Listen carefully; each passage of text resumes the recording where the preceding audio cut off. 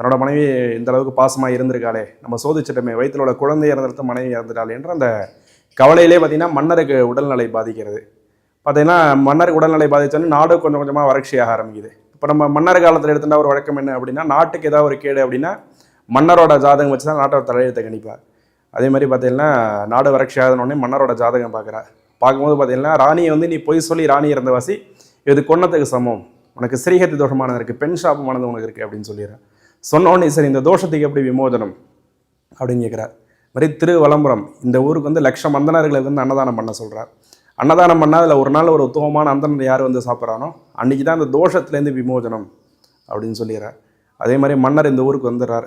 இவருக்கு வந்து கோயில் வாசலில் ஒரு அன்னதான மண்டபம் வைக்கிறார். மண்டபம் வச்சு அனுஜமும் பரமேஸ்வரனுக்கு பூஜை அன்னதானம் எல்லாமே சிறப்பாக நடக்கிறது. ஒரு நாள் பார்த்தீங்கன்னா பட்டினத்தார் திருவடை மருதூர்லேருந்து வராருங்க. பட்டினத்தார் வீடு பார்த்தீங்கன்னா இங்கே பக்கத்தில் தான், பல்லவனம் தான் அவரோட ஊர். ஏன்னா தாயாருக்கு வந்து வாக்கு கொடுக்குறாரு, இறுதி காரியம் பண்ணுறவரை எல்லை தாண்ட மாட்டேன் அப்படிங்கிறார். தாயாருக்கு உடல்நிலை சரியில்லைன்னு ஞானதிரட்டியில் தெரிஞ்சு பட்டினத்தார் வரார். வரும்போது பார்த்தீங்கன்னா இந்த ஊருக்கு வந்து பசி எடுக்க ஆரம்பிச்சிருது அவருக்கு. எங்கே சாப்பிட்றதுன்னு தெரியல. சொல்கிறா இந்த மாதிரி கோயிலில் அன்னதானம் நடக்குது போய் சாப்பிடுங்க அப்படிங்கிறா. உடனே நேராக அன்னதான மண்டபத்துக்குள்ளே போகிறா. உள்ள காவலாளி அனுமதிக்கலை.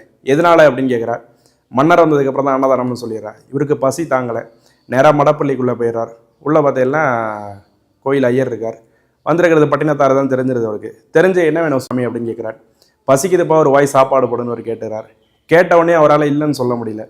அவர் சொல்கிறார், சுவாமிக்கு இன்னும் பூஜை ஆகலை, மன்னர் இன்னும் வரலை, நீங்கள் யாருக்கும் தெரியாமல் மடப்பள்ளி பின்னாடி நீங்கள் காத்துருங்கோ, நான் சாப்பாடு எடுத்துன்னு வரேன்னு அந்த கோயிலுக்குள்ளே வந்துடுறார். உள்ளே வந்து சாதத்தை கையில் எடுத்துடுறார். எடுத்துகிட்டு வெளியில் போகும்போது பார்த்தீங்கன்னா அந்த நாவில்லா மணிந்து ஓசை கேட்கறது. மணி ஓசை கேட்கறதுனே மன்னருக்கு தெரிஞ்சிருத்து யாரோ ஒரு மகான் வந்து சாப்பிட்றா, நம்ம தோஷத்துலேருந்து விமோசனம் ஆகிட்டோம் நம்ம, சரி அந்த மகான் யாருன்னு பார்ப்போம் அப்படின்ட்டு நேராக அன்னதான மண்டபத்துக்கு போகிறார்.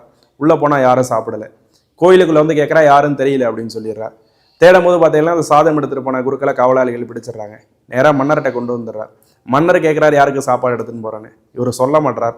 சொல்லலைன்னொடனேயும் மந்திரியார்களுக்கு கோவம் வந்துடுது. நீ மன்னர் கேட்டே பதில் சொல்லியான்னு கையில் வாள் எடுத்துடுறா. அதெல்லாம் நீ உண்மையை சொல்லலாம், இந்த இடத்துல உன்னோட தலையை எடுத்துடும் அப்படிங்கிற. இவருக்கு உயிர் பயம் வந்துடுது. சொல்லிடுறாரு, இந்த மாதிரி பட்டினத்தார் வந்தார், நான் அவருக்கு அதான் எடுத்துன்னு போகிறேன். அவர் கோயில் பின்னாடி மடப்பள்ளியில், கோயில் முன்னாடி மடப்பள்ளிக்கு பின்னாடி இருக்கார் அப்படிங்கிறார். உடனே மன்னர் அங்கே போகிறார். போய் பார்த்தா அந்த சாதம் வடித்த கஞ்சி பார்த்தீங்கன்னா இந்த சாலவம் வழியாக வழிஞ்சு பார்த்தீங்கன்னா வெளியில் ஊற்றுறது. அவர் பசி அறியாமல் என்ன பண்ணுறாருன்னா அந்த கஞ்சி அள்ளி குடிக்க ஆரம்பிச்சிடறாரு. அவர் வயிறு நிறைந்தவொன்னு தான் மணி ஓசை கேட்டதாக ஐதீகம். பார்த்தீங்கன்னா அதனால தான் இந்த ஸ்தலத்தில் பட்டினத்தடிகள் வடுகஞ்சு பூஜித்து நாவில்லா மணி ஓசை கேட்டு மன்னருக்கு ஸ்ரீஹத்தி தோஷ நிவர்த்தி அப்படின்னு சொன்னாங்க. நேராக மன்னர் போய் அவர் காலில் விழுந்துடுறாரா. நீ ஏன் பையன் காலில் வந்து விடுற அப்படின்னு கேட்குறாரு.